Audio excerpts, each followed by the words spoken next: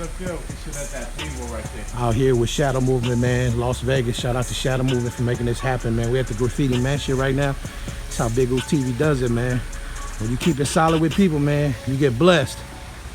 Uso always been solid with me, man. I've been solid with him. It's a privilege to be out here doing this interview for the platform. It's a treat for you guys, because Uso don't do interviews, man. Check this out. Big things. Y'all stay tuned for the interview, man. We're gonna wrap this interview up. Y'all gonna support the channel, man. Shout out to Shadow Movement.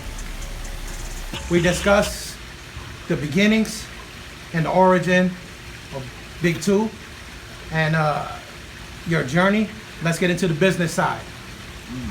So let's talk about your connections in the game, some of the celebrities, business owners, millionaires, some of the names. I know you're connected in a lot of pipelines, NFL players, moguls, motivational speakers. So let's touch on that subject for a second. Who was your first big client to introduce you to the game? Man, so let's put it this way, how it started. You know what I'm saying? How Shadow Movement started. I came up from Hawaii, you know, back 2008 when I came back. And I was looking for a job. And somebody told me about my Uso Pat. Pat Oliva, rest in peace. Rest in peace to the general. The general. Somebody, and I know Pat from back home. And a little incident we had back home with it, you know, one of his cousins and some people from, my name was White Power, that got into it with his cousins, and I ended up backing them up. And then I ended up meeting Pat back home. But then when I came to Vegas, I found out Pat was already here. I guess Pat moved up probably months after I met him in Hawaii. And then, you know, I was trying to look for a job. I was trying to get in somewhere, you know what I mean? Because I just came up, and I was trying to look for you know, a 9 to 5 to get settled in. You know, I already had the house. I came up and I got into a house, brought my family up. I had some money on me, but you know how that goes. You know what I mean? So I needed to like get another job to where I could at least support from now on. You know what I mean? So somebody told me Pat was working at the Palms. You know what I mean? Somebody told me the Uso Pat's working over there, and so I went to the Palms. But before all that, I had to go and get me like some cards, you know, because I guess you needed like a guard card and all that stuff to work here. So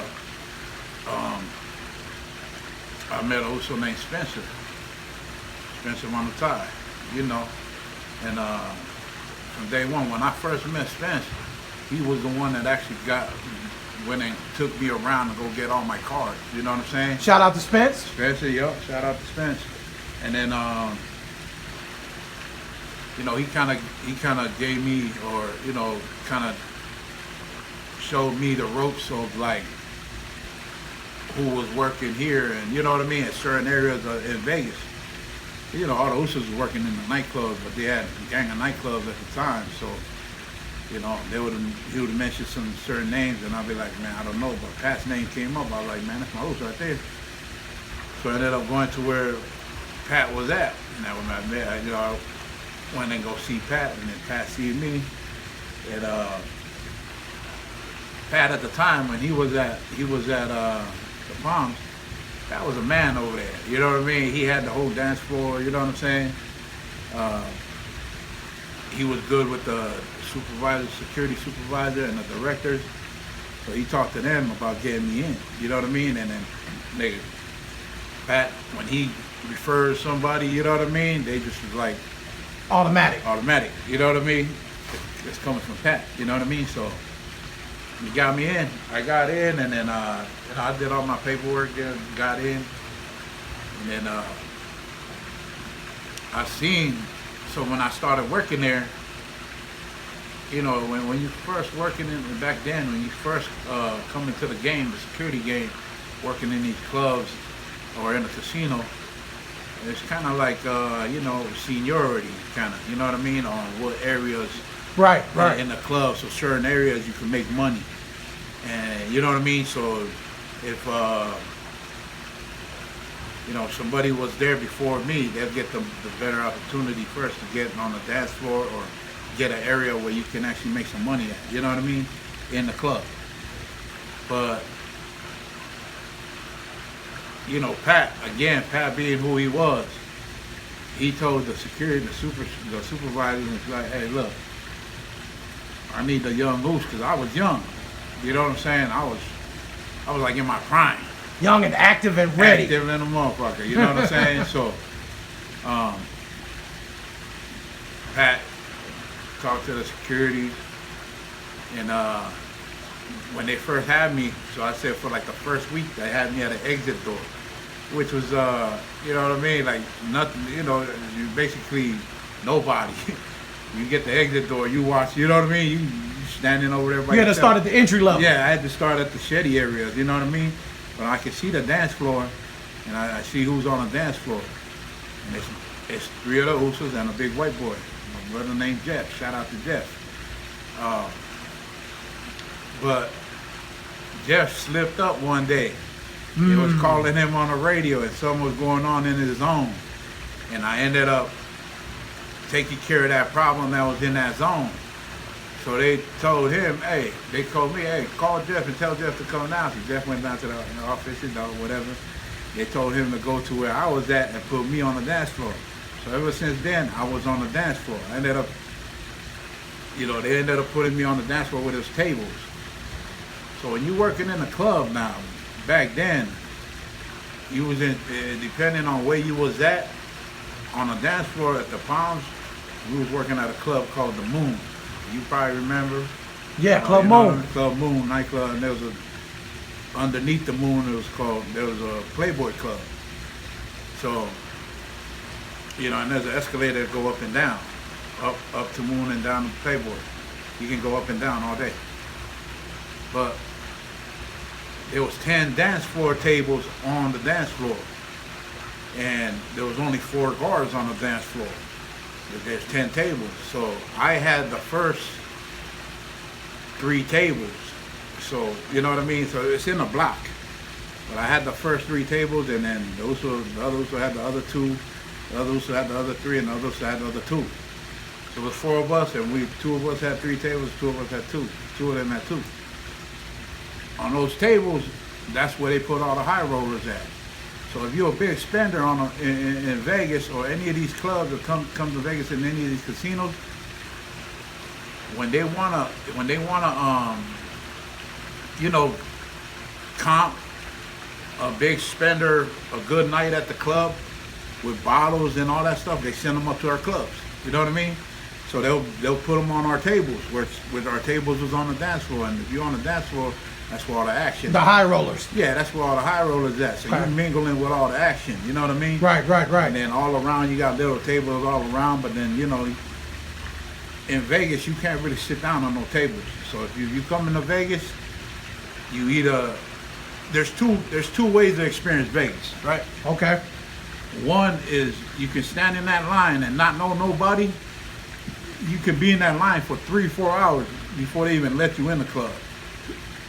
Or you could spend some money and walk right up in there. Walk right up front if you got the cash. And if you got cash and you're a big spender, they gonna money talk in Vegas. So they're gonna take you upstairs, put you on one of these tables, and give you a gang of bottles or whatever it's whatever it costs. But that's, in my eyes, I look at it, there's 2 ways to experience Vegas. You can experience it that way, where the Kyle way, meaning, right? You know what I'm saying? Right. You wait in a line and you got to stand around in the club. You get treated like a tourist. You get or you want to treated, look like you somebody. Exactly. You're gonna stand in that line to go get your drink at the bar. You know what I mean? Mm-hmm. You wait at the line or you go to use the bathroom. You know what I'm saying? This is, everything is on your own. You know what I mean? On your own time in the club, where you got a high roller where he'll cut the line. You know what I'm saying? To go to the bathroom. He don't even have to go to the bar to get. He don't even drinks. gotta wait. Nah, you don't have to wait with nothing. Everything's fast, VIP to him. The drinks come to his table. He get all the girls. You know what I'm saying? Right. We'll bring girls to the table. Are those the drinks with the fireworks? Everything. Okay. Yep. Okay. Drinks with the fire. You know, champagne. They'll bring them out with all the sparklers and all that stuff. So there's two ways to experience Vegas. But you know, me being on the dance floor, I seen what Vegas was, how Vegas was being put together as far as the nightlife. Like, you know, I seen, okay, man, these guys on these tables is somebody. You know what I mean? Everybody that's standing up in these clubs and don't have no table, that on the other side of those ropes, they general admission people. They just people that don't know nobody, don't have no plugs. The regular Joe. The regular Joe. You know what I mean? They don't have no connection. They don't know nobody. You know what I mean? So they experiencing the club as, in their eyes, how is the low baller's way, I'd say. You know what I'm saying? Right. Because if you've seen it from the other way of like how these high rollers come and pop hours on these tables. Whole nother vibe. It's a whole different vibe. Yeah, you know, that's what you see in the movies. You know what I'm saying? You see those things in the movies. All the other shit, you know what I mean? But so me being there, I understood and I would see other people come in. And this is how I first got into the whole bodyguarding. Because I would see other guards come in with athletes. You know what I'm saying? Which at the time, the main one that I've seen was athletes and celebrities, meaning like you know, artists. So I would see a lot of so like Floyd will come in all the time. Okay, shout out to the money team. You know, yep. And shout out to Big Adam and Big Fonzo, the Great Wall, you know what I'm saying? So they was the first two bodyguards I've seen in Las Vegas that was really doing bodyguard work. Wow. You know what I'm saying? So, but I would look at them and I'd be like, man, and I'd look at the Usos because, you know, again, like, why I was questioning myself, like, why the other Usos that's been here ain't went that route? Because our mentality is made for that. Like, you know what I'm saying? Like that warrior mentality. Yeah, but then again, like I take care of my parents, and I tell this to everybody. I take care of my clients like I take care of my parents. You know what I'm saying? Like if I'm taking my parents out to somewhere, I'm gonna look out for them. You know what I'm saying? Like you treat your clients like family. Yeah. But I feel like my parents, my mom and my dad, is the most precious people in the world. You know what I'm saying? Besides my kids. So if I'm gonna take them out, I'm gonna make sure nobody fuck with them. You know what I mean? Facts. You know what I mean? The littlest things. It's all like Donkey Kong. We're gonna jump to. You know what I mean? Yeah. The littlest things that they need, we're gonna jump to.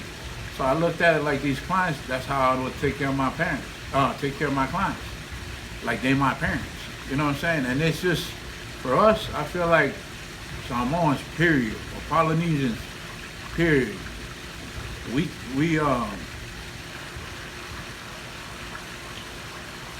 born, like, you know what I mean? We born this way to learn, like how we respect our parents and how we respect, you know, our elders. That's how we're taught, taught and raised. We was raised. Right. You know what I'm saying? Like we was raised that way. Some other people don't have that respect. Yeah, but you know they don't put it in the game. They put it, you know what I mean? So right. It's just business.